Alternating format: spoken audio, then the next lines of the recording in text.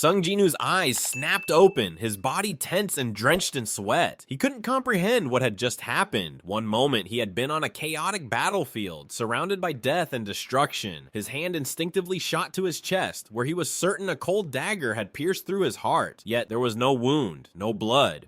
Breathing heavily, Jinwoo struggled to gather his thoughts. The white ceiling above him, the sterile smell of disinfectant in the air, and the hard, uncomfortable bed all told him he was in a hospital. He couldn't believe it. Just moments ago, he had been fighting for his life, facing the deadly Monarchs. Now everything felt unreal, as if the battle had been nothing more than a nightmare. His mind raced, trying to piece together what had happened. He vividly remembered the sensation of the ice dagger plunging into his chest, the freezing pain that had taken over his body. Yet here he was, alive and whole. Confusion gnawed at him as he sat up slowly, his thoughts in disarray. Just then, two men entered the room. The first was Woo Jim-chul, the chief inspector of the surveillance team, though Jinwoo was taken aback to see him. In his surprise, he referred to Jim-chul as chairman. Jim-chul was confused and exchanged a quick glance with the surveillance team member standing beside him. Jinwoo looked at them, still trying to understand the situation. His mind was clouded with questions about still being alive. Jim-chul's words came next, offering a jarring revelation. He wasn't the chairman but the chief inspector. He had questions about moving statues and exactly how he knew them. Jinwoo's confusion only deepened. What was Jim-chul talking about? Moving statues? He knew those words all too well, but hadn't expected to hear them in this context. Jim-chul continued, explaining how the surveillance team and the White Tiger Guild had arrived at the scene after receiving a report, but Jinwoo barely heard him. His thoughts were elsewhere, racing through memories of the past. This hospital room, it wasn't just familiar. He had been here before. 2 weeks spent recovering in this very room after barely surviving the double dungeon. The room, the bed, the lingering sense of deja vu, it all came flooding back to him, creating an eerie parallel to his past. Jim-chul remarked that Jinwoo looked different from his photo, another detail that left Jinwoo feeling disconnected from reality. It was as though the timeline had shifted, and he was caught between two worlds, the present and a haunting reminder of his past. Jinwoo tried to regain control of his thoughts, realizing he needed time. The battle, the Monarchs, his inexplicable survival, it was too much to process all at once. He politely excused himself, needing a moment to rearrange the whirlwind of emotions and memories in his mind. Jim-chul and his companion left the room, leaving Jinwoo in silence. He was overwhelmed by the unsettling reality that something impossible had just occurred. His mind spun with confusion as he tried to understand how it was possible. He ignored the notice of unread messages flashing in his vision and immediately checked his stats. Everything seemed the same. His face, his stats, and even Kamish's wrath, the weapon he had acquired, were still there. He hadn't lost anything. Somehow he had come back in time while retaining all his powers and equipment. Jinwoo's thoughts raced. Why had he gone back in time? He couldn't find any joy in this second chance. The events were too surreal to celebrate.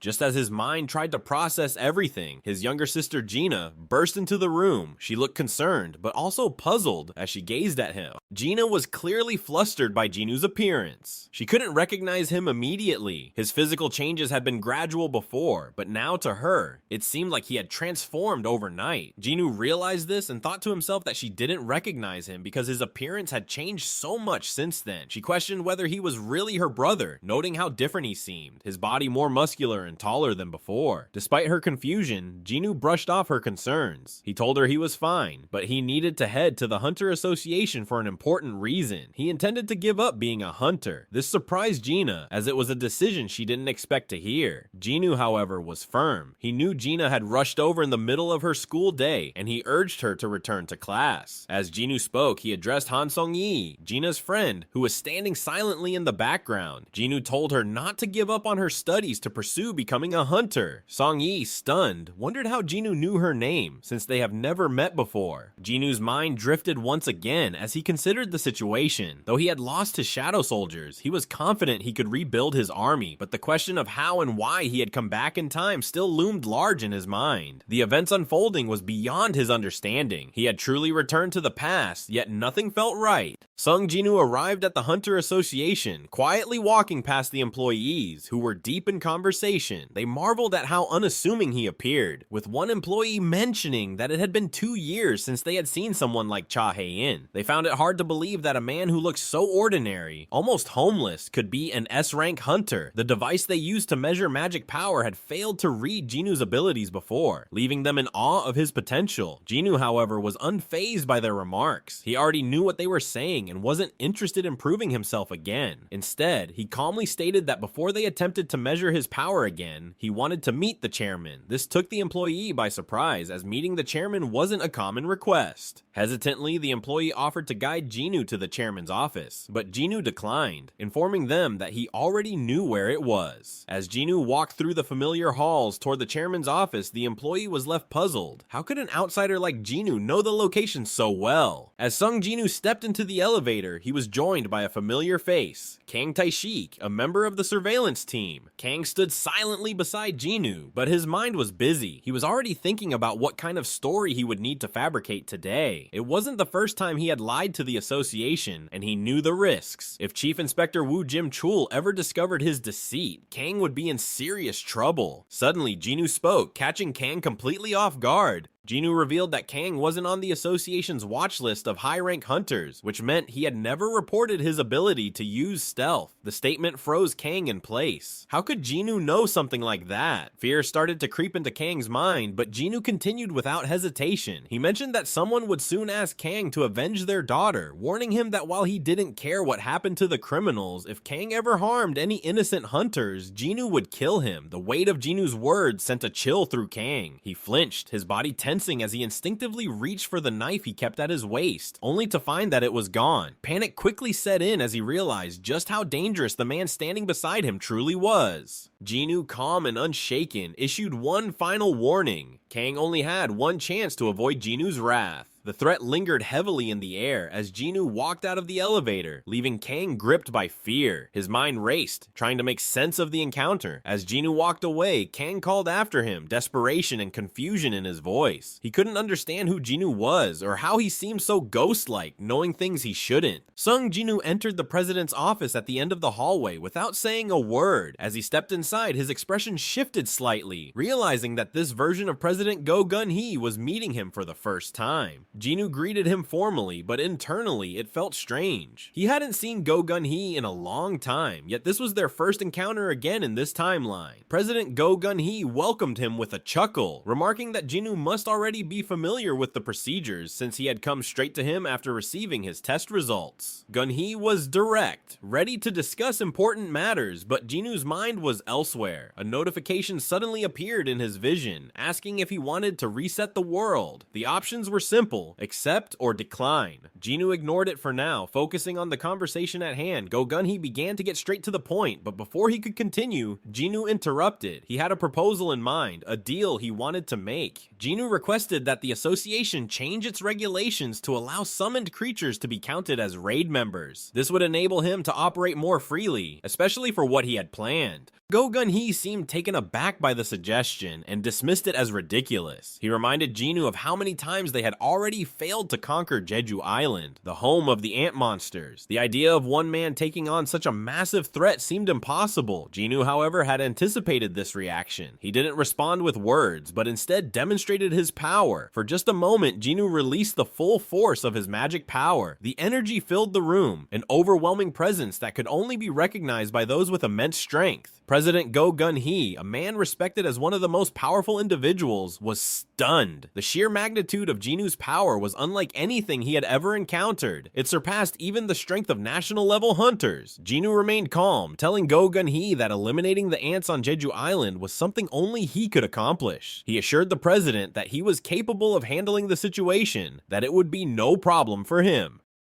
Soon Jinwoo went on to replenish his shadow army. It wasn't a memory, he was living through it once again. The cycle began once more, taking him back to where everything had started. the dungeon filled with lizards, where he took down Dong-suk and his teammates. Then there was Kang Tae-shik, the man who had tried to kill him. The constant notifications to reset the world flashed in his vision, a persistent reminder of the strange situation he was in. The cycle pressed forward. Jinwoo found himself once again in the Red Gate, battling and gaining tank as his shadow soldier. Then the Hunter's Guild Gate, where the shaman was defeated, leading to Tusk becoming part of his growing shadow army. The notifications for resetting the world appeared again and again, as if they were endless, forcing him to endure the repetitive process. He battled in Demon Castle, securing the holy water of life, which brought his mother out of her eternal slumber. Then the battlefield of Jeju Island lay before him once more, the remains of the ant-type magic beast scattered across the land as far as his eyes could see. Beneath him lay the lifeless body of the Ant King. Jinwoo didn't hesitate. He raised his hand, commanding the dead to rise. The shadow soldiers emerged from the fallen ants, including Beru, who had once been the king of his kind. But the notifications continued, relentlessly asking him if he wished to reset the world. This time, Jinwoo had enough. Living through these events again, he realized something undeniable. Assembling his army, no matter how large or powerful, would never fill the void inside him. The cycle had to end. Jinwoo's thoughts raced. He knew this was all an illusion. He knew that some external force was at play, manipulating him, forcing him through this endless repetition. The artificial energy surrounding him swirled with a taunting presence. This wasn't real, and Jinwoo was determined to uncover the truth behind it. As the darkness closed in around him, Jinwoo's presence grew more powerful. Monarch's domain spread from beneath his feet, consuming everything in its path. Beru, his other shadow soldiers, the corpses, the land, the sea, and finally even the sky. The world became nothing but shadow. From the heart of the impenetrable darkness, a figure strode forward, its silhouette cutting through the gloom like a blade, clad in gleaming, intricately designed armor, far superior to anything Jinwoo had seen on his shadow soldiers.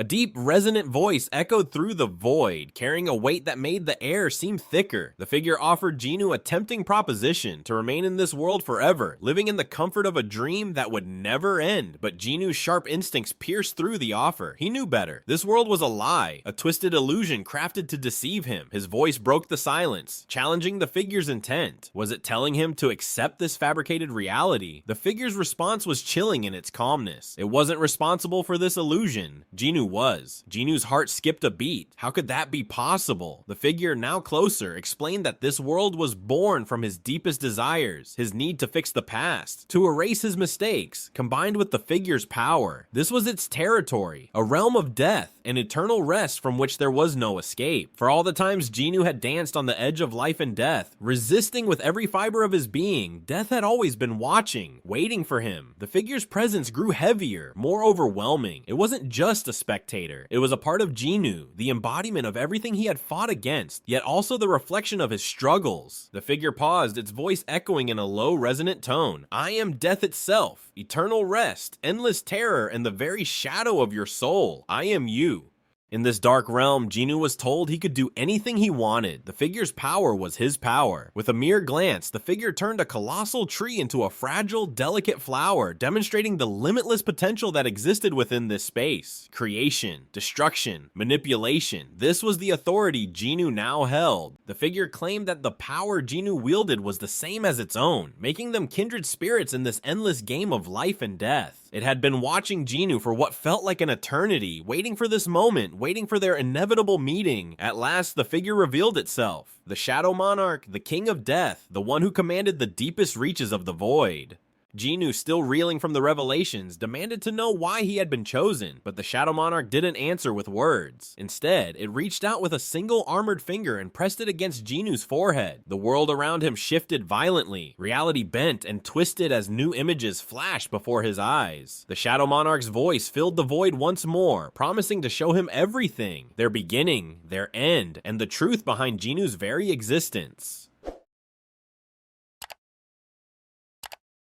The entire world was crying out at once as the Frost Monarch drove his dagger deep into Jinwoo's chest. A collective scream rippled through the air. The Beast Monarch looked down at his motionless form and concluded with certainty that Jinwoo was dead. From a distance, Thomas Andre sensed something was wrong. He felt Jinwoo's presence vanish, and confusion crept into his voice as he questioned what had just happened. Leonard, nearby, struggled to find the words to explain, but he knew the truth. It was unthinkable, but it had happened. Jinwoo, their last hope, hope was gone. Bake echoed his disbelief. Without Jinwoo, there was no one left to stand against the overwhelming power of the magical beasts. On top of a distant tower, Lim Taegyu cursed his decision not to act sooner. He thought perhaps they could still fight back, maybe even halt the impending doom with one final bombardment. But as he rallied everyone to prepare for an attack on the Monarchs, he knew it was a desperate gamble. The world's strongest hunters had already fallen, and now the hope of victory seemed impossible. Just then, something changed. The two monarchs, who had been advancing with confidence, suddenly stopped in their tracks. Their eyes widened in shock as an impossible heartbeat began to pulse from Jinwoo's chest. The heart they had pierced just moments ago was beating again. Confusion and panic flickered across their faces as they realized what this meant. The Beast Monarch and the Frost Monarch exchanged glances, trying to comprehend the situation. They had assumed that killing Jinwoo's body would destroy the Shadow Monarch within him, just as death would claim anyone else. But the Shadow Monarch wasn't bound by the same rules. Death came for all, but for the King of the Dead, death could simply be the beginning. This terrifying possibility now dawned on them. They knew they had to act quickly. The true Shadow Monarch was about to emerge through Jinwoo's resurrection, and they couldn't allow it. With deadly intent, they lunged toward Jinwoo, aiming to strike him down before he could rise again. But before their attacks could connect, the Beast Monarch took a brutal blow to the face, the force sending him reeling. Stunned and unable to grasp what had just happened, he barely registered the figure that leaped into the air, striking him again with overwhelming power. The impact sent the Beast Monarch crashing to the ground in a shockwave of destruction. The attacker, now fully visible, was none other than Sung IlHwan, Jinwoo's father. Clad in a shimmering golden robe, IlHwan stood between the monarchs and his son, his presence radiating strength and resolve. His fierce gaze locked onto the monarchs, and in a low, commanding voice, he declared that from this moment forward, no one would lay a hand on Jinwoo. In the beginning of another world, there existed only light and darkness. The absolute being, in its infinite power, divided the light to create the emissaries of God and split the darkness to bring forth the 8 monarchs. These two opposing forces were given different purposes. The monarchs were meant to destroy the world, while the emissaries were tasked with protecting it. And so, a never-ending war began, with each side clashing repeatedly, killing each other's armies in a stalemate that seemed eternal. The brightest fragment of luminosity, an emissary of unmatched power and brilliance, grew weary of the constant bloodshed. Exhausted from the unrelenting cycle of battle, this fragment approached the absolute being, seeking answers. Desperation and frustration filled the emissary as it questioned their creator, asking why the absolute being, their all-powerful ruler, did not intervene in the conflict. The fragment pleaded for help, begging the absolute being to grant them the strength to finally defeat the monarchs. It offered to bring the heads of their enemies as a tribute, a final offering to end the war in the absolute being's name.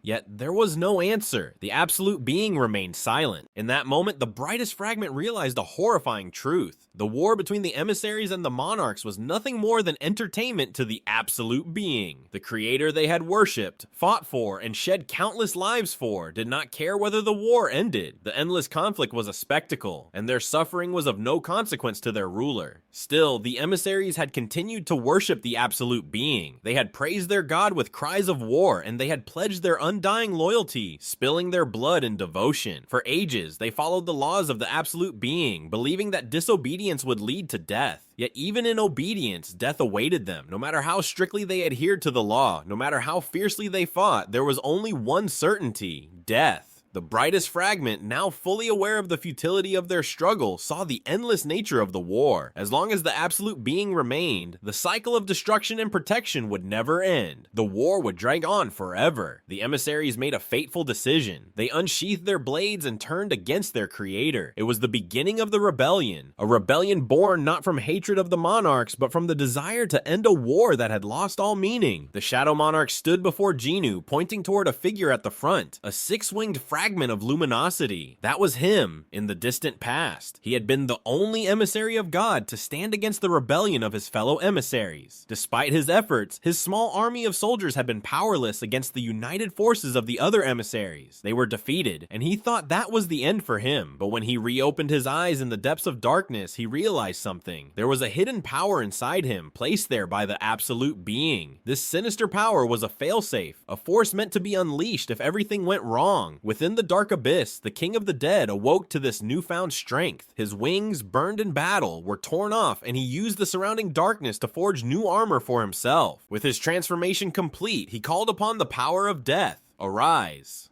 On his command, the souls that had been lost in the abyss awakened. The Shadow Monarch returned to the world, not alone, but with a legion of soldiers, born from the dead and forged from the very darkness he now ruled. This was the birth of the Shadow Monarch, once an emissary of God, now the king of the dead, ruling over a power far beyond the light he once served. The Shadow Monarch, now fully transformed, explained the events that followed. After he awakened his new power and gathered his army of the dead, he led them to the battlefield, but when he returned, everything had already changed. The remaining fragments of brilliant light had risen up against the absolute being, killing their creator. They declared themselves the new gods and took on the title of rulers. These rulers, in their newfound authority, used various tools that contained the power of the absolute being to hunt down the monarchs, their enemies. One of the first to fall was Legia, the king of giants, who was captured by the rulers. This event shattered the balance of power between the monarchs and the rulers, and the situation became dire for the monarchs. Realizing the severity of their predicament, the monarchs had no choice but to seek an alliance with him. In that critical moment, he reached out to them, and together they united their forces to combat their common enemy, the rulers.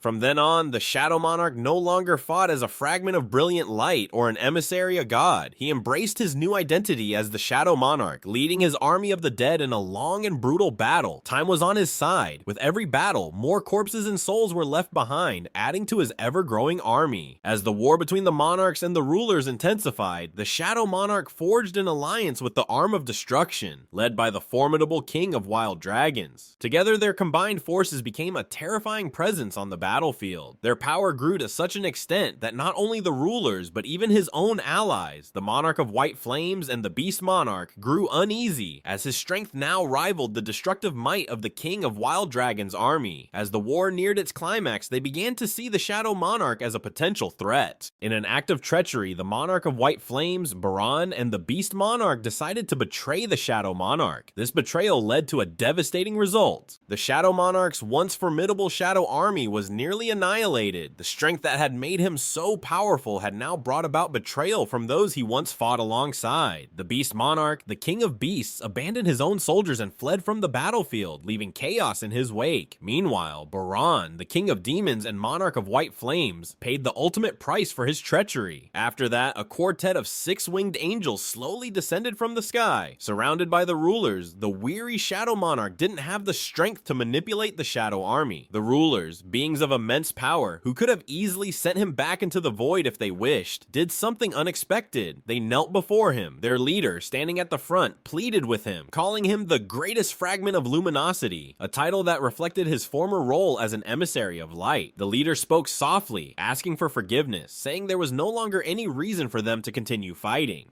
The Shadow Monarch, once an ally to these rulers, was taken aback by their plea for peace. Despite the power they still held, they sought to end the war. This act of humility and respect stirred something within him. He recalled his time fighting on the front lines of the war, leading the army of brilliant light, a memory that seemed like a distant past. But the wounds of betrayal ran deep. Rage surged within him, and his next words were heavy with accusation. How could they speak of peace when they had wounded his master, the absolute being, with their swords and spears? To him, the betrayal was unforgivable. The ruler, still kneeling, quietly acknowledged that the absolute being was also their master. This admission only deepened the Shadow Monarch's anger as he seized the ruler by the face. To him, their betrayal was now even more unforgivable. A sin. They had turned against the one they were all meant to serve, a master they were supposed to protect. Despite the fury radiating from the Shadow Monarch, the rulers remained composed. They pleaded with him. They simply wished to end the war. They reminded him that he, more than anyone,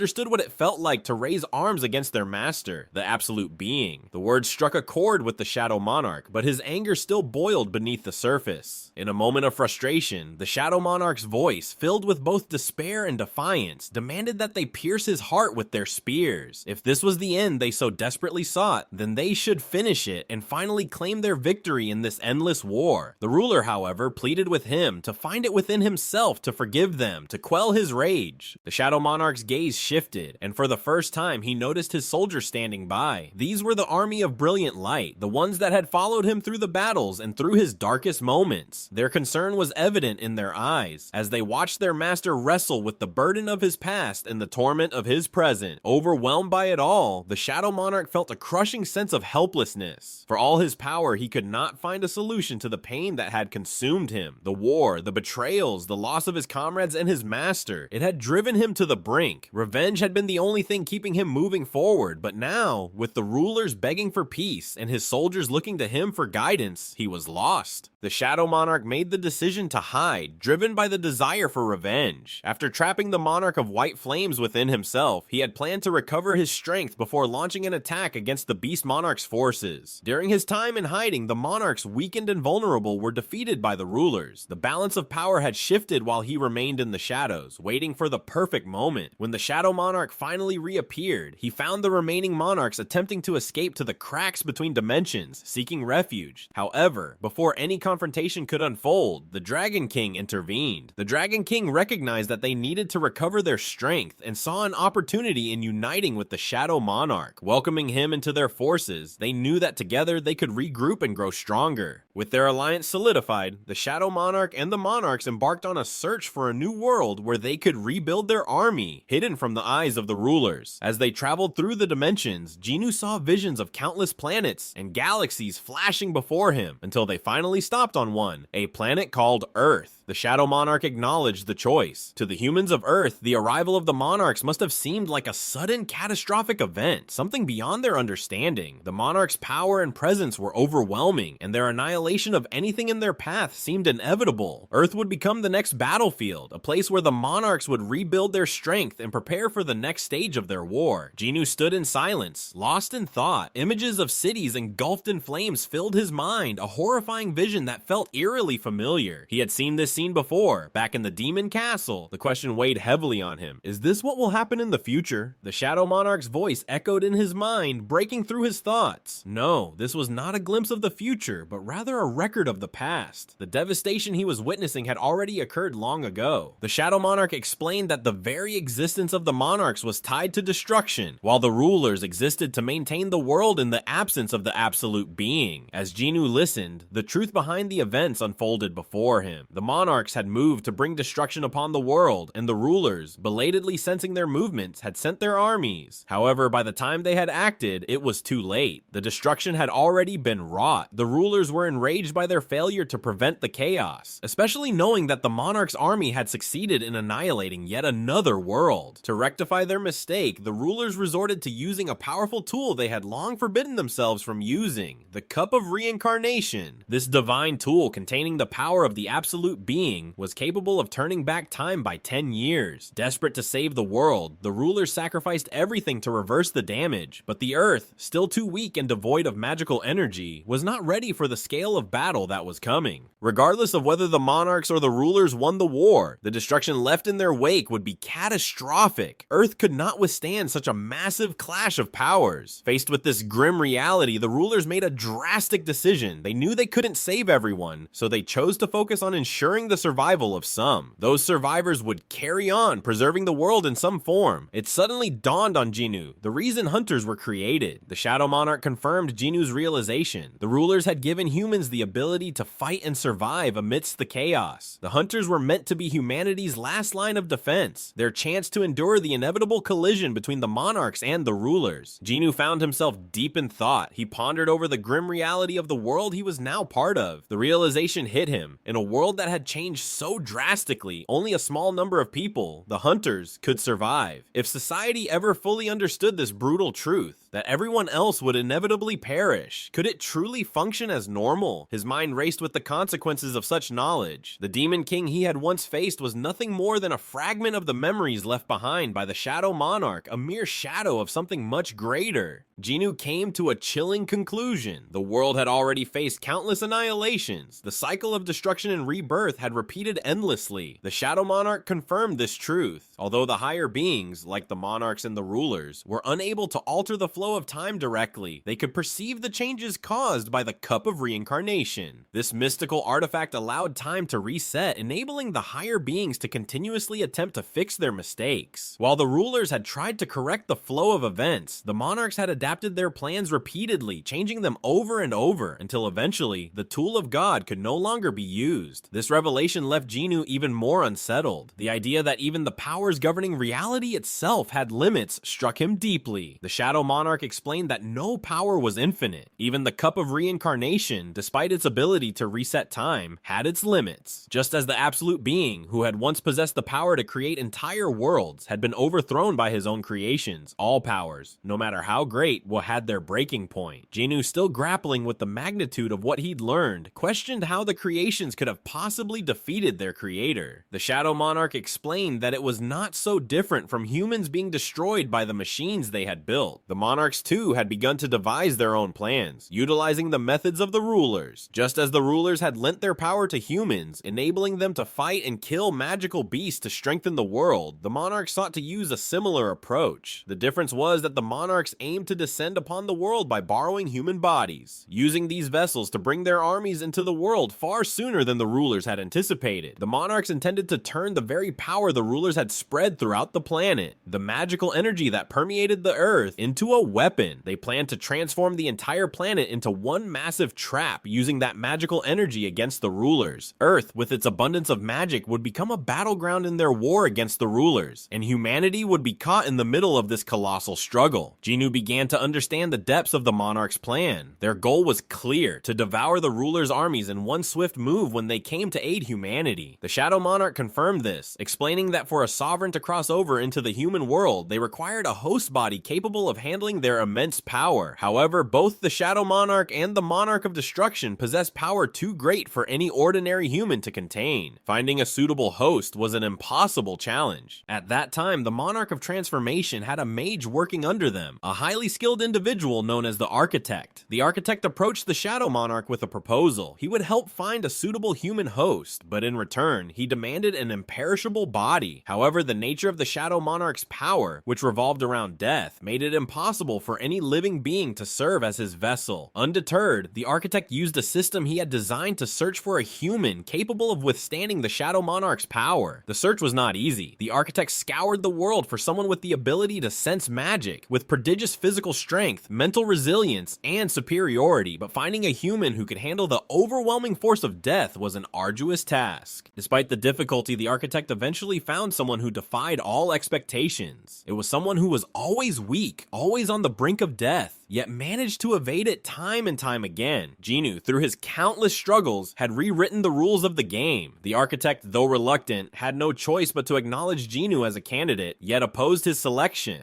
But the Shadow Monarch had been watching Jinwoo for a long time, observing his resilience and his refusal to succumb to death. Against the Architect's opposition, the Shadow Monarch made his choice. Jinwoo would be the one. The Shadow Monarch made it clear: "I picked you, and I shall say it once more. I am the record of your struggles, the evidence of your resistance, and the reward of your pain." Jinwoo reflected on everything he had learned, realizing that despite surpassing the Architect's expectations, he still hadn't been strong enough to fully handle the power of the Shadow Monarch. The Shadow Monarch confirmed this. The Architect had crafted the system to slowly transform Jinwoo, level by level, using the allure of games and progression to build his strength to match the monarchs. It had been a clever design, using the player concept to steadily prepare Jinwoo for the immense power that he would one day inherit. The system, though based on the power of the Shadow Monarch, had been carefully tuned to ensure Jinwoo's body could endure the strain as it evolved. As Jinwoo processed this, another thought came to his mind. He understood now why the system resembled a game, but there was one question that lingered. Why had the Shadow Monarch betrayed the Architect? The moment Jinwoo questioned this, the Shadow Monarch hesitated for the first time. He seemed lost in deep thought, as if the answer required careful consideration. The Shadow Monarch reflected on the choices he had faced in the past. He spoke of the ruler's apology and the betrayal of the monarchs, admitting that he had pondered for a long time on which side he should stand. Ultimately, he made his decision, a decision that he accepted fully. But his time spent watching Jinwoo had been filled with a sense of contentment, a bliss he hadn't expected. Perhaps he didn't want to lose Jinwoo, or maybe it was something deeper. He had become Jinwoo, and Jinwoo had become him. Their connection was undeniable. At this point, it no longer mattered who controlled the body. They had become one. The Shadow Monarch then offered Jinwoo a choice. He could stay within the domain of death, enjoying the eternal dreams he had created for himself. He could rest, away from the battles and struggles that had defined his life. But if he chose not to rest, he would return to reality, where his adversaries awaited. The fight would continue. As Jinwoo absorbed this, he gazed at the destruction wrought by the Dragon King and his army, watching them wreak havoc in the world. His mind was set on a single question. Why had the Shadow Monarch, who had once decided not to fight, escaped to another world with the Monarchs instead of siding with the leaders? The Shadow Monarch's answer was simple. That world had no place for him. It was not where he belonged. Jinwoo made his choice without hesitation. His answer was the same as the Shadow Monarch's. He would not stay in the eternal dream, and he would not rest. The Shadow Monarch, sensing Jinwoo's decision even before he spoke, gave a small smile. This was why he had chosen Jinwoo all along. Jinwoo repeated what the Monarch had felt, stating that this was not where he belonged. The Monarch accepted Jinwoo's choice, and with that, the two stood at the cusp of their final parting. The Shadow Monarch, prepared for his eternal rest, knew that Jinwoo, now immortal as the Shadow Monarch, would continue the legacy. There would be no further encounters between them. The Shadow Monarch appeared content as he acknowledged this finality. After so many trials, he could finally rest. The Monarch explained that Jinwoo's power was now complete. As with his symbolic death, he was fully reborn as the Shadow Monarch. The way forward was clear. Jinwoo, now fully understanding his role, acknowledged that he knew the path. The Shadow Monarch smiled one last time, content in his final moments. After wandering for so long, he had found his place. With a sense of peace, the Monarch stepped back, his gaze lingering on Jinwoo. In response, Jinwoo nodded, understanding what had to be done. Finally, Jinwoo spoke the word that would seal his transformation into the one true Shadow Monarch. Arise. A cascade of notifications appeared before him. The system began to unravel. The first notification announced that the delete code for the player development system had been entered, marking the end of the system that had governed Jinwoo's powers for so long. As the system prepared for deletion, it revealed that all restrictions on Jinwoo's power had been lifted. The Shadow Soldiers, who had been granted leadership by the previous Shadow Monarch, would now have their full strength restored. Marshal Igris, one of Jinwoo's most loyal soldiers, would regain his former power. Beru, the once terrifying Ant King, would have his abilities increased to an even greater level. The previous Shadow Monarch Ashborne would return to the Endless Void, his time finally at an end. The system, which had once been a tool of both control and growth for Jinwoo, was now offering its final choice, whether to delete itself permanently. Two options blinked before Jinwoo. Yes or no. Without hesitation, Jinwoo made his final decision. He gave his last command to the system. Yes. A powerful gust of wind surged through the battlefield, accompanied by a blinding flash of light that pushed the Beast Monarch and Frost Monarch back. The force was overwhelming, and the Frost Monarch's frustration boiled over as he screamed in anger. He couldn't believe what was happening. The Frost Monarch raged at the situation, realizing the magnitude of the disaster coming from the human body they were fighting against. He was furious that the rulers had chosen to protect the human, as IlHwan was standing in the way of their goal. The Frost Monarch exchanged a look with the Beast Monarch, both aware that time was running out, but they were determined to prevent the revival of the Shadow Monarch at all costs. IlHwan, however, remained resolute. He wielded his daggers in a reverse grip. Without a word, he prepared himself for the incoming assault. The Beast Monarch and Frost Monarch charged at him from opposite directions. Their speed and strength were undeniable, but IlHwan was a seasoned warrior. He skillfully parried the Beast Monarch's claws and the Frost Monarch's spear, countering with precise jabs of his own. Each movement he made was calculated, the result of countless battles fought in the past. The Beast Monarch lunged at IlHwan, swinging his deadly claws with vicious intent, but IlHwan dodged with swift precision,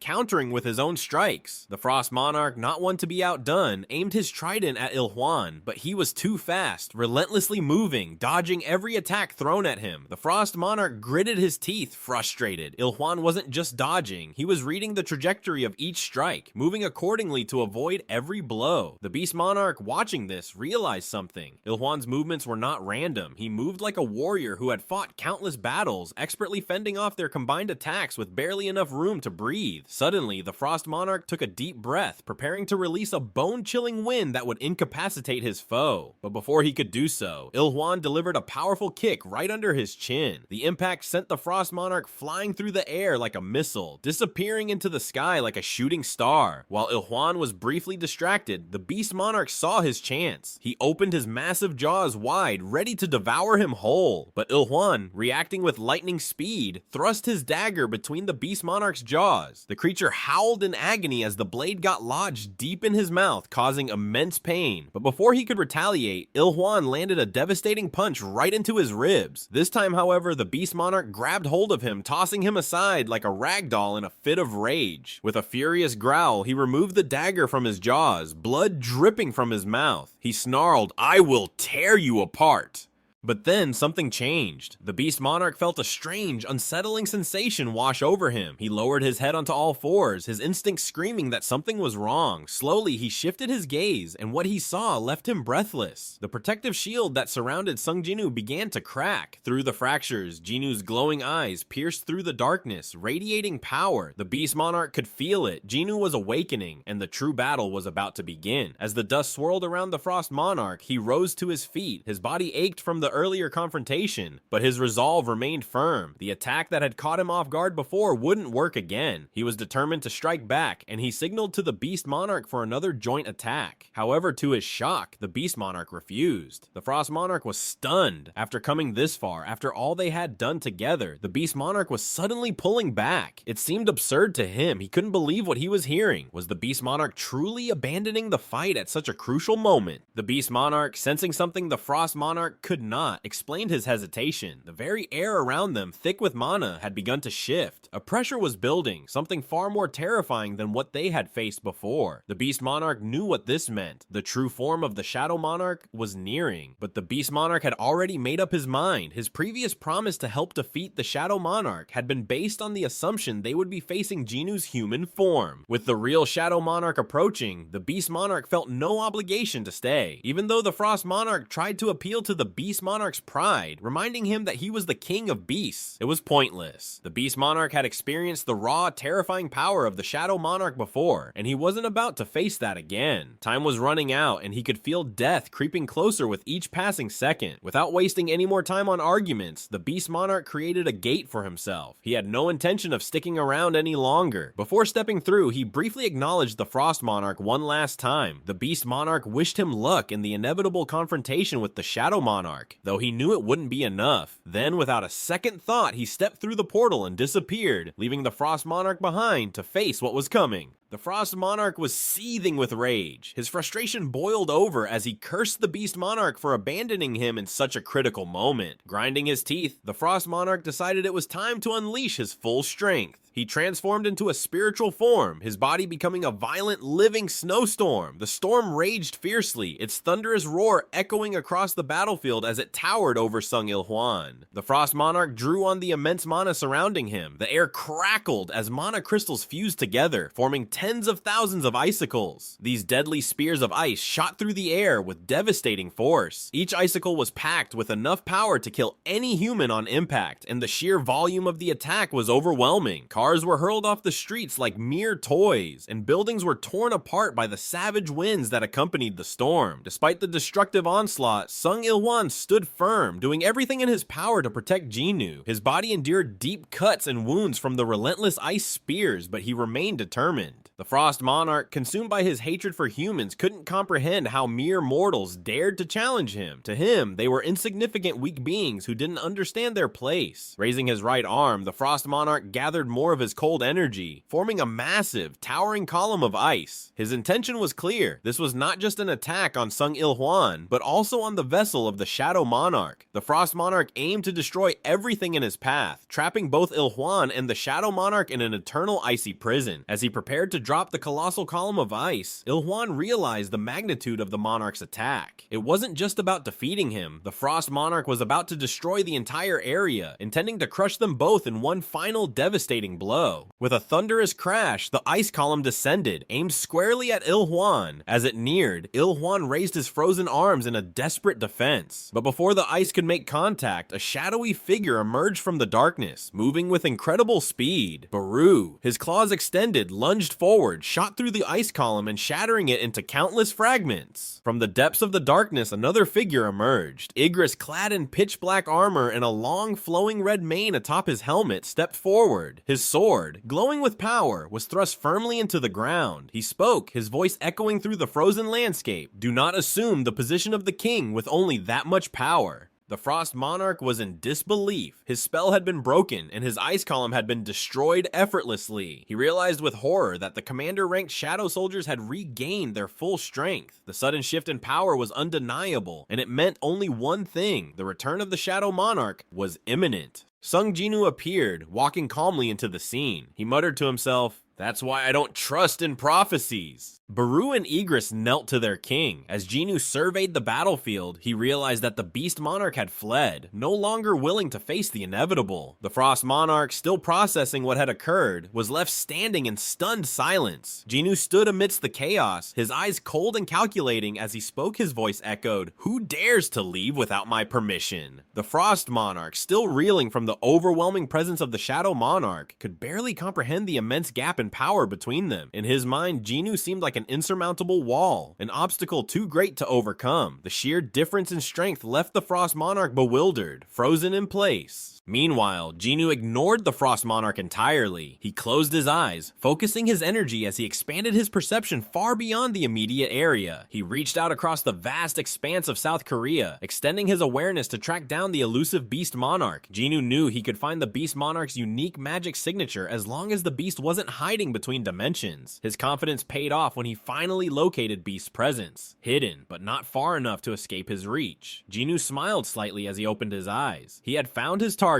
At that moment, the Frost Monarch sensed a rare opportunity. It was a fleeting opening, a chance that he knew might never come again. Jinwoo had dropped his guard, focused on locating another enemy. The Frost Monarch understood the vast power gap between them, but desperation fueled his resolve. If he missed this chance, the only thing waiting for him was inevitable death. He had to act now, striking with everything he had. Wielding his spear, the Frost Monarch poured all his remaining strength into one final desperate attack. The ice spear in his hand grew impossibly large, crackling with deadly energy. In a single motion, he launched it forward, sending it hurtling through the air like a missile, aiming directly at Jinwoo. This strike had to end everything. There was no room for failure. But as the spear raced toward its target, Jinwoo acted with lightning precision. Using Ruler's authority, he stopped the massive ice spear in midair. Mana wrapped around the spear, bending it, warping its shape until it was twisted and crooked, completely neutralized. The Frost Monarch stood frozen, stunned by what he had just witnessed. His attack, the one he had placed all his hopes on, had been stopped effortlessly. The power Jinwoo wielded was beyond comprehension. The true might of the Shadow Monarch, one of the strongest beings in existence, a fragment of brilliant light. Jinwoo's expression grew colder as he turned his attention back to the Frost Monarch. Though he had been focused on the Beast Monarch, he hadn't forgotten the debt he had to settle with him. But this was not the time for that fight. He made it clear that the Frost Monarch would be dealt with later, and for now, the Ice Elf would have to wait patiently until Jinwoo finished with the beast. There would be no escape. The Beast Monarch emerged from the portal into his jungle hideout, a place he thought would provide safety. But something was wrong. He could feel it, like a noose slowly tightening around his neck. The sense of doom was overwhelming, a growing aura of death closing in on him. His mind raced with regret. He had wasted precious time arguing with the Frost Monarch, causing his escape to be delayed. Now, all he could do was hide and hope to survive until the King of Dragons returned. The jungle around him seemed alive with tension. The Beast Monarch's fur stood on end, his instincts warning him that something was terribly off. The shadows of the trees nearby began to shift unnaturally, as if they were alive. That's when he smelled it. Death. It lingered in the air, unmistakable and suffocating, and it was coming from inside his own hideout. Fear gripped the Beast Monarch as he nervously realized what was happening. His heart pounded as he recognized the source of the terrifying aura. Jinwoo, the Shadow Monarch, was here. Rising from the very ground, Jinwoo's presence filled the space with an oppressive wave of power, a power that radiated death. The Beast Monarch's instincts screamed at him to submit. The gap between them was too great. He couldn't hope to win, and escape was impossible. The sheer force of Jinwoo's strength triggered a primal fear deep within him, a fear born from countless battles and experiences. Everything inside the Beast Monarch urged him to lower his head, to surrender before the Shadow Monarch's unstoppable might. Overcome by fear, the Beast Monarch dropped to the ground, lowering his body and head in a show of submission. He had no choice. He, the King of Beasts, did not want to fight anymore. His only hope for survival was to beg for forgiveness, to offer himself as an ally to Jinwoo. He pleaded silently, hoping that by joining forces with the Shadow Monarch, he could be spared. He mentioned the return of the King of Dragons, promising that when the time came, he and his army of beasts would assist Jinwoo in the great battle to come. The fear of what lay ahead had reduced him to this, subservience to a force far greater than his own. Jinwoo nodded as he stood over the kneeling Beast Monarch, his expression cold and indifferent. The King of Beasts lowered his head further, sensing an opportunity. A smile spread across Beast's face as he thought he had deceived Jinwoo. In his mind, there was no way the real Shadow Monarch would make the mistake of forgiving someone who had betrayed him in the past and had tried to destroy his vessel. Beast Monarch believed he had cleverly exploited Jinwoo's humanity, buying time with false submission until the arrival of the King of Dragons. Once that happened, Beast Monarch was determined to tear Jinwoo apart. The Beast Monarch thought he had fooled Jinwoo, but then Jinwoo spoke again. He made it clear that before any alliance could be considered, there was a debt to settle between them. Jinwoo reminded the Beast Monarch of the 5 scars his claws had left on his heart. The condition was simple. If Beast could survive 5 of Jinwoo's attacks, he would be forgiven. Realization struck the Beast Monarch like a wave of cold fear. Jinwoo had never intended to forgive him. This was all a setup, a trap from which there was no escape. In a burst of rage, he roared with all the fury of a cornered beast. He had been mocked, deceived by the very one he thought he was fooling. The thought of defeat was intolerable, but he knew his life was about to end. Yet the beast promised himself that even if he died, he would make sure Jinwoo did not leave the fight unscathed. The Beast Monarch, driven by primal rage and fear, transformed into his true form, a massive wolf towering over the battlefield. His body radiated power, fur bristling as he prepared for a desperate fight, but Jinwoo remained calm and unshaken. Without hesitation, he drew one of his daggers, Kamish's Wrath, its blade gleaming coldly in the light, ready for the task ahead. In an instant, Jinwoo moved, his speed blinding. The Beast Monarch barely had time to react as a sharp gust of wind brushed past his face. Jinwoo had disappeared from his sight, vanishing in a blur of motion. The next sensation the Beast Monarch felt was a deep, searing pain. Jinwoo had sliced through him with terrifying precision, his movement too fast to follow. Blood sprayed into the air as one of the Beast Monarch's massive limbs was severed cleanly, spinning away from his body. The wolf's roar of agony filled the air as his body reeled from the brutal attack. Jinwoo, gripping both of his Kamish's Wrath daggers, stared down the wounded Beast Monarch. The verdict was clear. There were 4 more attacks left.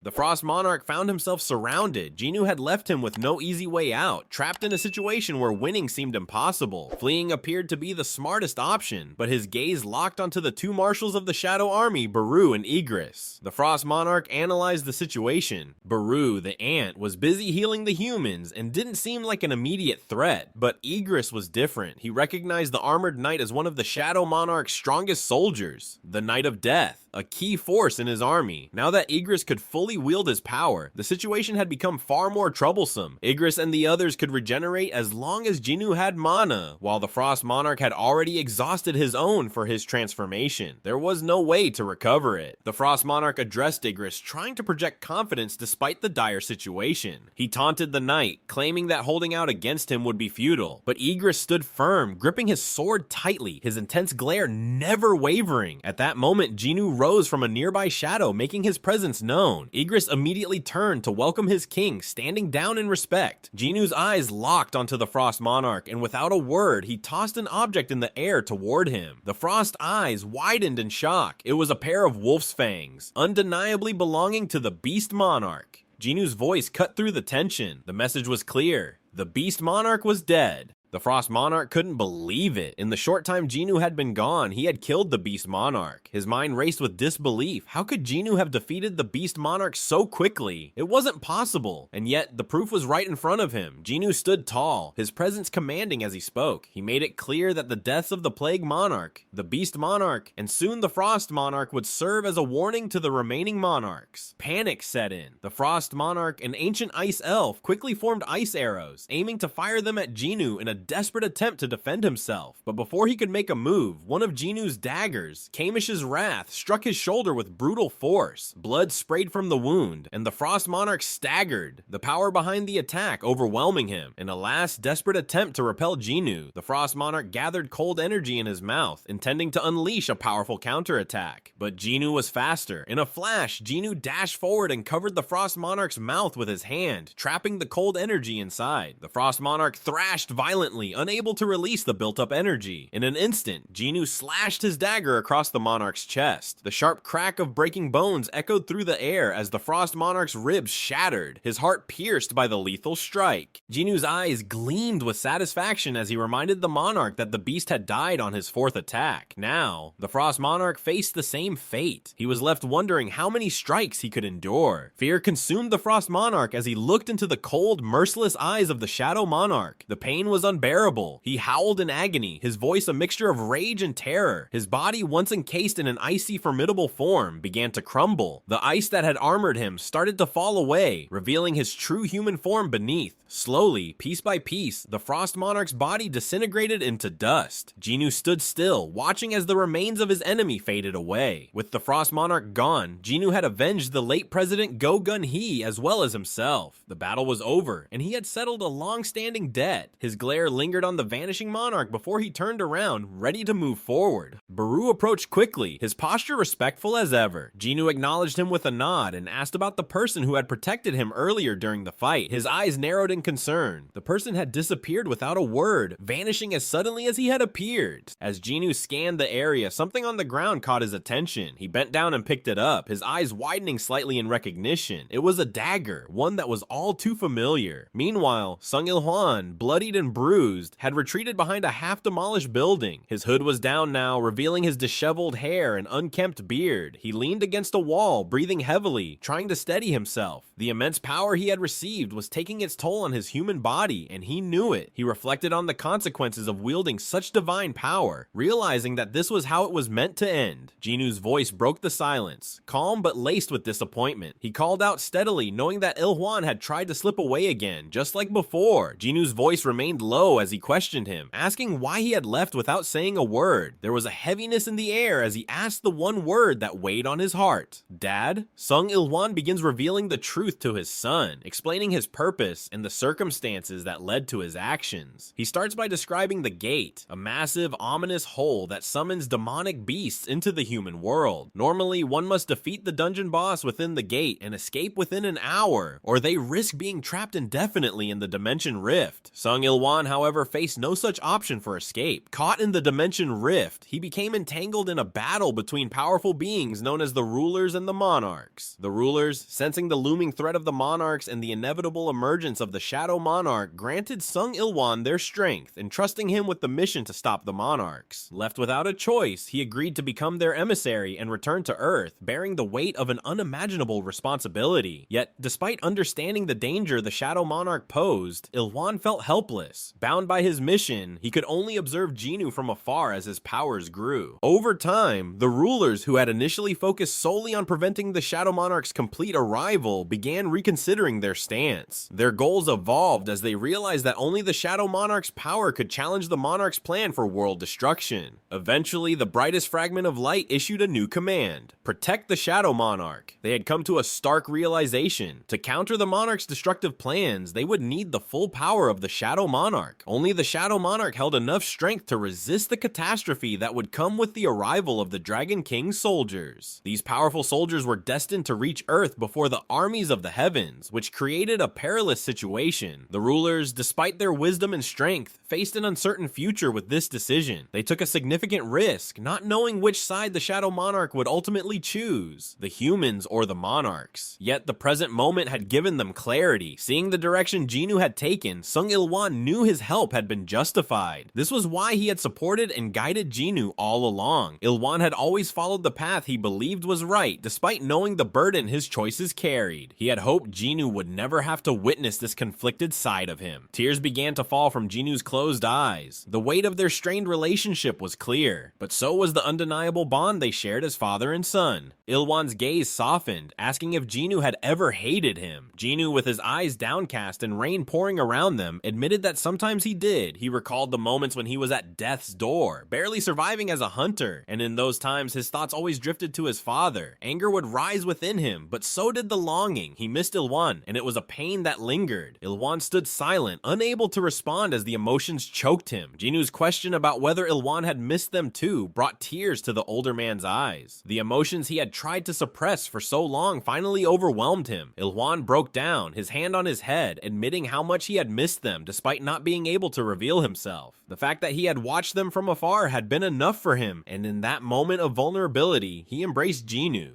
IlHwan's arms wrapped around his son, acknowledging how much Jinwoo had grown, both in power and as a person. Tears dripped from Jinwoo's eyes as he tried to understand what had happened. He needed to know if the rulers had been the ones controlling his father, using him and casting him aside. IlHwan, however, explained that the rulers had not forced him, they had simply given him the chance to choose. And his choice had been clear from the beginning, to protect his son Jinwoo, no matter the cost. IlHwan had no regrets about the decision he had made, knowing it was the path he was meant to follow. His body had reached its breaking point. The immense energy he had used in the battle against the Monarchs was too much for him to endure any longer. Slowly, his form began to disintegrate. Jinwoo yearned for more time, more moments to speak, but the process was painful to watch. Tears had fallen from IlHwan's eyes, filled with regret for not being the father he wished he could have been. His body, worn from battle, could no longer sustain itself. In an instant, IlHwan's entire form dissipated, leaving only ashes. Jinwoo reached out, trying to hold him, but there was nothing left. A deep pain erupted within Jinwoo, something inside him shattering. The grief overwhelmed him, and he could no longer hold it in. A powerful roar of anguish burst from his chest, reverberating through the sky. The heavens seemed to respond with a torrential downpour, as if the earth itself wept with him. From her window, Kyung-hee watched the rain fall heavily. Though she knew nothing of the events unfolding or of IlHwan's fate, her instincts told her something significant had happened. There was a shift in the air. Gina, sitting quietly nearby, also sensed the change. Silence filled the room, but the weight of the moment hung in the air. Kyung-hee turned to Gina, realizing that they too had to move forward. The feeling was inescapable. Something had ended, and it was time to take the next step. In the world around them, the atmosphere crackled with the power of Jinwoo's mana, vibrating with intensity. His voice, laced with fury and pain, echoed across the land, a message to the Monarchs who had targeted Earth. Jinwoo's vow was clear. He would make them pay for everything they had caused. His mana-infused voice spread far and wide, shaking the very foundations of the world. The rage of the Shadow Monarch was unmistakable, and the Monarchs had no choice but to listen. The day Jinwoo's outcry shook the world was the day the war truly began.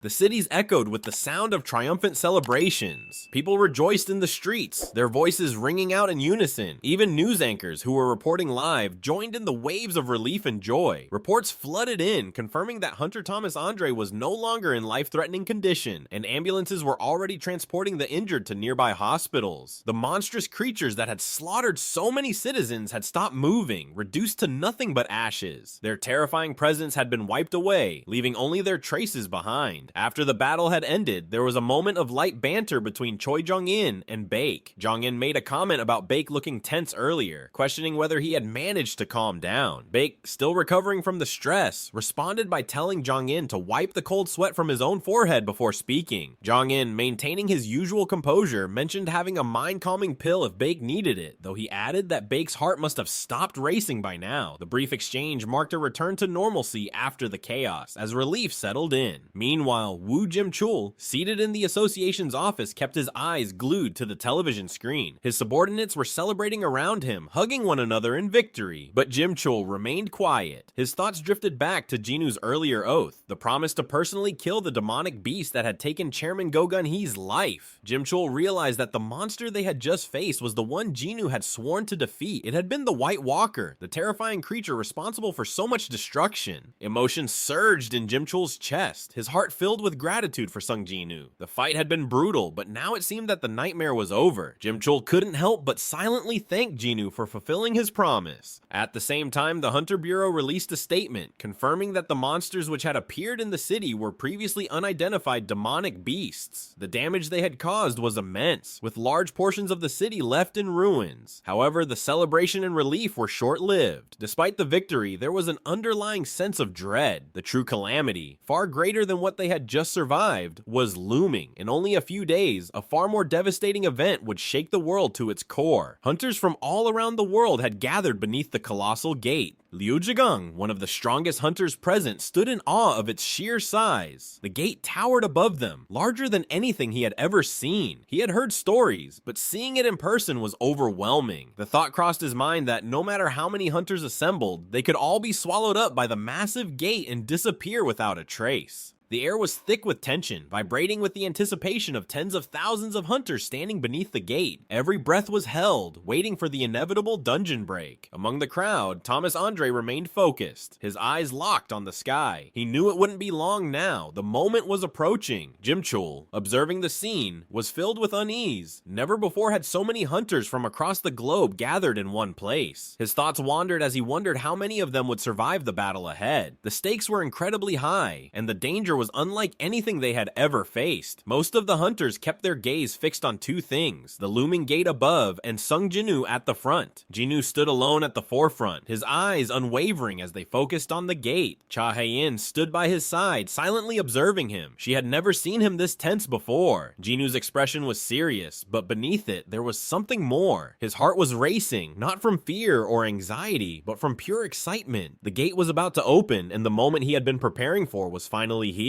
As the gate began to crack open, a murmur spread through the crowd. The atmosphere shifted. Hunters could see what was coming, a massive army beyond the gate. The tension broke as they shouted commands to one another. Everyone scrambled into position, preparing themselves for the oncoming wave of beasts. Sung Jinwoo's eyes widened as he realized something significant. The black barrier separating the gate from the world disappeared, and with it, the creatures inside were unleashed. A swarm of magic beasts filled the sky, their sheer number overwhelming. There were more than 100,000, their presence instantly casting a shadow over everything below. The hunters, witnessing the vast horde, were frozen in disbelief. Gasps and cries of despair echoed throughout the crowd. The creatures descended slowly, as if gravity itself had shifted. The hunters, desperate to fight back, shouted commands to attack, urging everyone to prepare. But before any of them could make a move, Jinwoo's voice boomed over the chaos. His command, backed by an immense force of mana, was simple: stop! The power behind Jinwoo's words resonated with everyone, even those who didn't understand the language. The mana infused in his voice stopped them all in their tracks. Confusion spread among the hunters. Some questioned why they were being ordered to halt, while others hesitated, unsure of what was happening. Jinchul wiped the sweat from his brow, bewildered. He couldn't understand why Sung Jinwoo, in the face of such danger, would stop them from attacking. The tension was unbearable. Choi Jong-in too was filled with uncertainty. His thoughts raced as he wondered what Jinwoo was planning. How could they face such a massive army of demonic beasts without attacking them while they were still vulnerable in mid-air? From the massive horde, one of the creatures separated itself and walked to the front of the group. Jinwoo stepped forward to meet it. The two stood face to face for a brief moment before the beast knelt down before him. In unison, the soldiers behind it followed suit, bowing before the Shadow Monarch. The sound of hundreds of thousands of creatures kneeling created a resounding thud across the battlefield. After a moment of silence, the first beast raised its head and introduced itself. It was Grand Marshal Bellion, commander of the Shadow Army, and together with his soldiers, he respectfully greeted their liege, Sung Jinwoo. Jinchul, unable to comprehend what he was witnessing, was left in disbelief. The sight of these creatures bowing before a human was beyond anything he could understand. He questioned what was happening, unable to process the gravity of the situation. Meanwhile, Thomas Andre watched in astonishment. Leonard Neerman stood nearby, his eyes wide open, equally shocked. The two hunters could hardly believe what they were seeing. Jinwoo, deep in thought, realized the true power of the Shadow Army before him. Among the Shadow Army, 3 dragons stood out. Each of these creatures alone held enough power to threaten all of humanity. This was the real strength of the Shadow Army, the ultimate force left behind by the previous Shadow Monarch, Ashborne. With a cold, determined glint in his eyes, Jinwoo knew that this was only the beginning. The real war was about to start.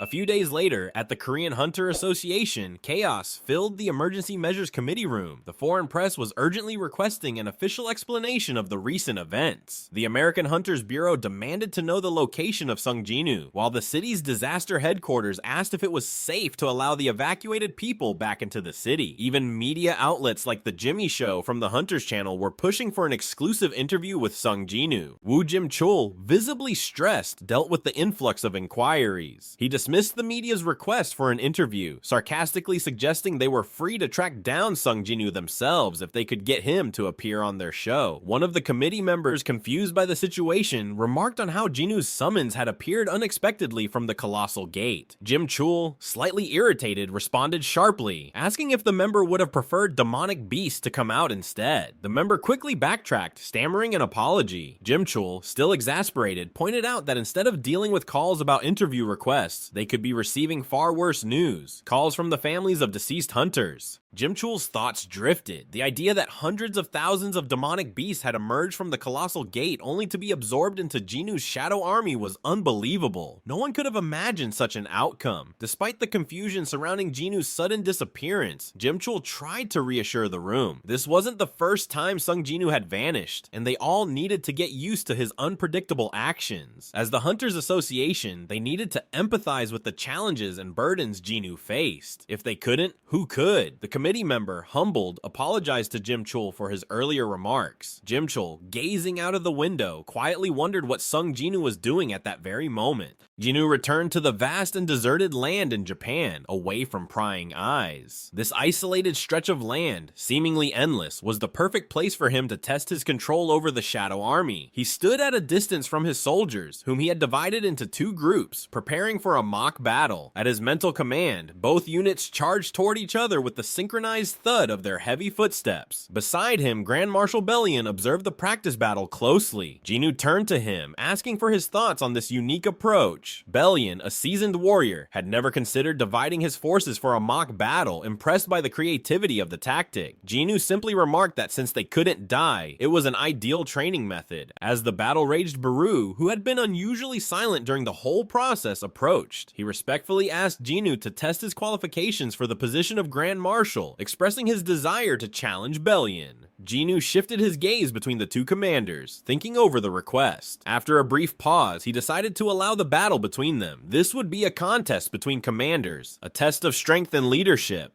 The fight between the two marshals began without hesitation as they stood face to face, their auras clashing. From opposite sides of the battlefield, Beru fully extended his sharp claws, letting out a piercing screech, while Bellion quietly unsheathed his massive sword from his waist. Jinwoo's attention was drawn to Bellion's unique sword, much larger than Ygris's. Jinwoo noted the difference in size and assumed that while Ygris focused on speed and precision, Bellion likely relied more on raw power, given his size and the sheer weight of his weapon. This gave Beru a possible edge in speed. On Jinwoo's command, Beru sprang into action, charging toward Bellion with incredible speed. Bellion, calm and focused, swung his sword with immense power, turning it into a blur of motion. Each strike created a whirlwind of mana, slicing through the air with deadly force and tearing up the ground around Beru. Despite his agility, Beru found himself barely able to block the relentless onslaught of attacks. But Beru, resilient and swift, knocked away Bellion's sword momentarily and launched himself toward him like a streak of lightning. The knight, Bellion, pulled back his sword, gathering a massive amount of mana into it. Then, with a single strike, he hit Beru with immense force. The blow sent Beru crashing into the ground like a meteor. Jinwoo observed the battle, noting how quickly Bellion neutralized Beru's attack. Bellion's reflexes exceeded Jinwoo's expectations. Every swing from the Grand Marshal had the power to destroy the earth beneath them. It was clear why Bellion held his title, but Jinwoo knew better than to assume the fight was over. The tenacity of an insect like Beru was not something to be underestimated. As Bellion stood tall, Beru fought on, swinging his claws desperately. When Beru tried to bite Bellion's shoulder, Bellion swiftly grabbed him by the neck, immobilizing him. The force of Bellion's grip was enough to bring Beru crashing down to the ground, making the victor clear. Bellion stood victorious while Beru lay splayed out. Even though Beru struggled, it was evident he had lost. He still tried to speak, his voice filled with determination. Jinwoo looked down at the pitiful ant, seeing seeing his obsession. Beru, despite his defeat, insisted that he could still fight. Jinwoo asked why Beru was so intent on becoming the Grand Marshal, and Beru sorrowfully explained that his goal was to always be by his liege's side. Jinwoo responded, assuring Beru that Bellion could stand on his right, but Beru would have a place by his left. Beru's eyes widened in surprise at Jinwoo's words, but before he could say more, another figure approached. Igris had been quietly observing, and now requested a chance to challenge for a position too. Before he could finish, Jinwoo interrupted him, as though expecting it. He assigned Igris a different role, telling him that he could watch his back. Jinwoo's attention was drawn to the large frame of Tusk and the dragons. After exchanging words with Tusk, the dragons seemed deep in conversation. Soon, the largest of the dragons approached Tusk. Jinwoo observed curiously, wondering what they were up to. The other soldiers nearby quickly distanced themselves from the four figures. Suddenly, the big dragon shot fire into the sky, flames bursting with power. Tusk, not to be outdone, sneered and stepped forward.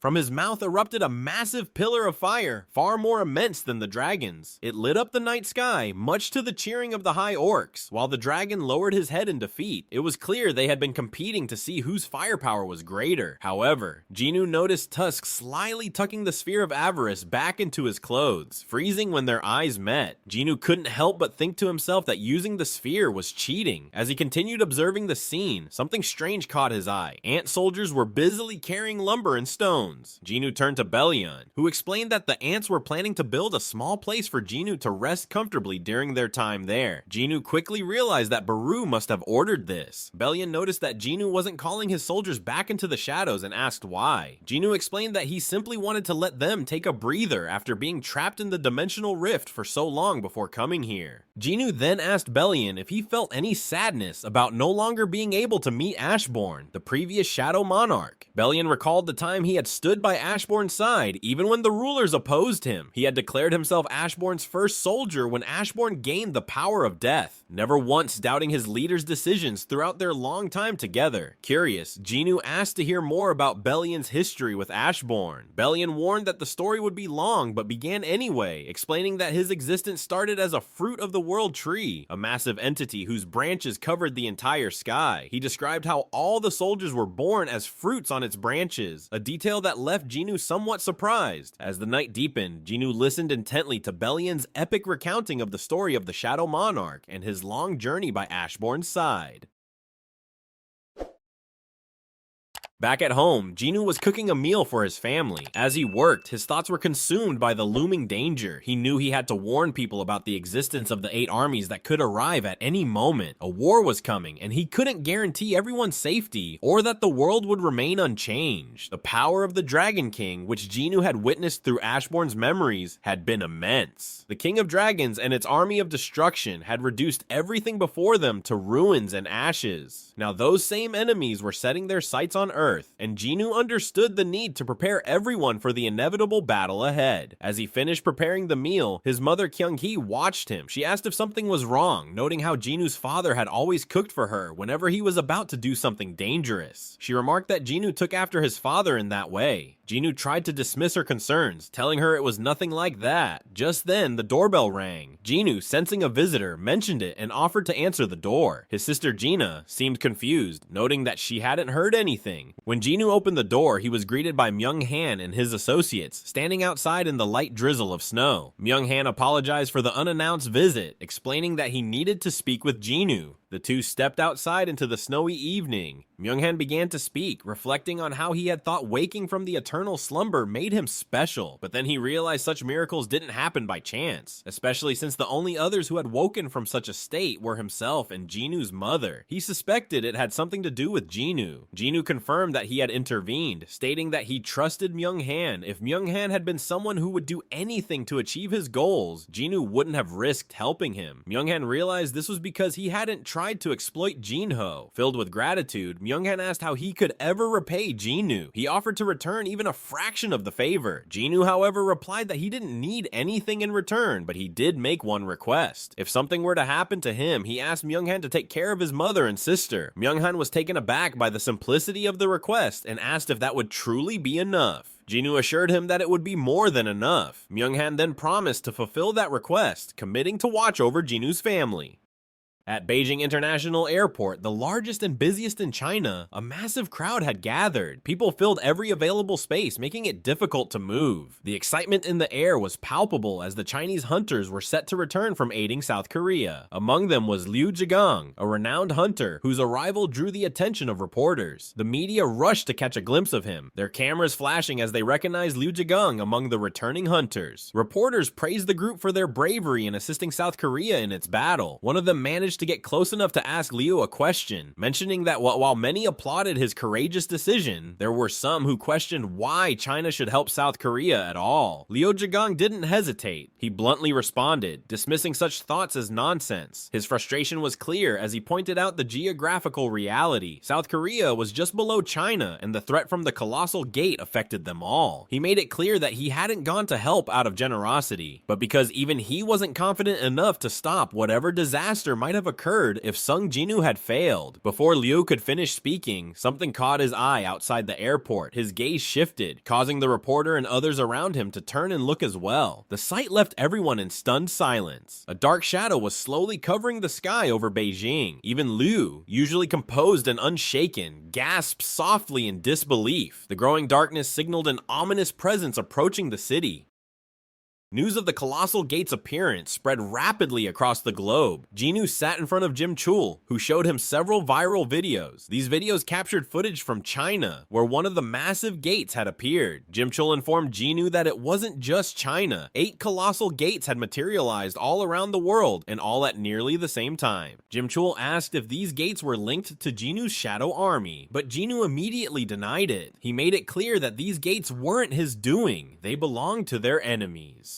Jinwoo asked Chul if he trusted him, and Chul responded with a nod, confirming that he did. He promised to show Chul the truth about what was happening. Without another word, Jinwoo reached out and touched Chul's forehead with his index finger, just as Ashborne, the previous Shadow Monarch, had done to him. Instantly, Chul's vision went dark. A flood of images rushed into his mind, overwhelming him. He saw the ruler's plans, the monarchs, and the armies that were advancing toward Earth. As the intense vision ceased, Chul gasped for breath, his chest rising and falling heavily as he tried to comprehend the enormity of what he had just seen. The raw, overpowering force of the monarchs was unlike anything he had imagined. It was terrifying, and it left him deeply shaken. In all his years, Chul had believed that the divine power given to certain humans was meant to protect humanity by standing against the demonic beasts. This belief had driven him, forming his understanding of the hunter's role in the world. But now, after seeing the monarch's true might, Chul began to question everything he had once held certain. It dawned on him that perhaps he had misunderstood entirely. He realized that hunters, or rather the awakened, might not just be warriors protecting humanity. They could be something far more profound. Survivors filtered through a brutal process, chosen for a battle beyond human understanding. This was not merely a war between humans and monstrous creatures, as he once thought. It was a much larger conflict, a clash between the monarchs and the rulers, 2 entities of unimaginable power who battled each other with humanity caught in the crossfire. Chul's thoughts turned to Jinwoo, a lone warrior standing before the strength of these beings. The weight of the situation pressed down on him, and his mind raced with questions, with one standing above the rest. How could they, as allies, support Jinwoo in a battle so far beyond their strength? Jinwoo, fully aware of the weight his words carried, had anticipated this moment and knew precisely what needed to be done. Without hesitation, he conveyed his clear request. The leaders of the world must gather. The Hunters Association of Korea reached out to representatives worldwide, urging them to meet. News of this unusual urgent assembly spread, and soon, leaders from 152 nations confirmed their attendance, heeding Jinwoo's call. As Chul reviewed the list, he glanced at his assistant, who informed him that no additional countries had responded beyond those listed. His assistant, clearly curious, couldn't hold back, and asked what Jinwoo had told him in the office that morning. Chul's expression had been ashen, a sight unfamiliar to those around him. Though the assistant quickly apologized for prying, Chul brushed it off, reflecting on the terrifying vision he had seen. He remembered the sight of an immense army of dragons emerging from within the darkness, led by a single gigantic dragon. Its presence was overwhelming, and Chul could feel an oppressive power radiating from it, enough to destroy entire lands with just one breath. The memory left him unsettled, and he wondered silently how Jinwoo planned to confront such an unstoppable force. With a sense of urgency, Jimchul reached out to Jinwoo, informing him that all the representatives had arrived as requested. Jinwoo's response was immediate and startling. He appeared from the shadows, having already arrived at the location. Jimchul couldn't help but give a small smile, realizing that asking Jinwoo's whereabouts had been unnecessary. As they stood together, Jimchul considered the chaos that would likely ensue once the gathered leaders understood the reality they faced. For some nations, he knew this truth would be more than they could handle, leading to panic and unrest. Jinwoo, however, was resolute. He understood that today, a veil would be lifted and the world would see the truth of the impending danger. David Brennan sat silently in the conference room, watching the crowd that had gathered. Leaders from around the world, presidents, prime ministers, influential guild masters, and even the chairman of the Hunter Association were all present. As he took in the sight, David sensed the shared anxiety among them. It was as if everyone felt the weight of an impending crisis pressing down. Part of him hoped that perhaps Hunter Sung Jinwoo might reassure them, maybe even say that the gates pose no greater threat than before. Yet a darker thought lingered, a worry about the possibility of far worse news. All attention focused on the figure at the podium. Jinwoo spoke, his voice carrying an intense, chilling force, and warned the gathering that they would soon face severe trials. His words alone were enough to shock the room into silence, and with a subtle gesture, Jinwoo commanded even further attention. In an instant, gates materialized behind him, dozens appearing simultaneously, glowing with an ominous energy. These gates, known as portals to other dimensions, had always been associated with danger, but now, before their very eyes, Jinwoo had summoned many, revealing his mastery of the Shadow Monarch's power. The impact on those gathered was profound. Representatives, reporters, and members of the Hunter Association of Korea were struck speechless, gazing wide-eyed at the sudden display. Whispers of disbelief rippled through the room as they struggled to comprehend what they were witnessing. Jinwoo explained that their enemies, the Monarchs, could open such gates anywhere and at any time, just as he had done. The only reason they had not yet unleashed their power was due to the sheer size of the army they commanded. One of the representatives, visibly shaken, voiced a fearful suspicion, wondering if Jinwoo might somehow be aligned with the forces beyond the gates. He questioned Jinwoo's intent with the powerful soldiers Jinwoo had once summoned from a gate, as if worried they might be used against humanity itself. Jinwoo met the representative's gaze in silence, and a sense of regret soon spread over the man as he realized he had crossed a line, doubting someone who had sacrificed so much. In an attempt to steer the conversation back, David Brennan broke the silence, seeking clarity on their next steps. Jinwoo's answer was direct and chilling. Humanity needed to keep as far from the gates as possible. His words echoed with urgency, emphasizing that the sheer scale of the approaching demonic beast would be unlike anything the world had ever seen. The warning set off a ripple of fear and action across the conference room. Leaders and representatives felt the weight of Jinwoo's words and began strategizing on how to ensure their people stayed far from the gates, realizing the potential devastation that awaited.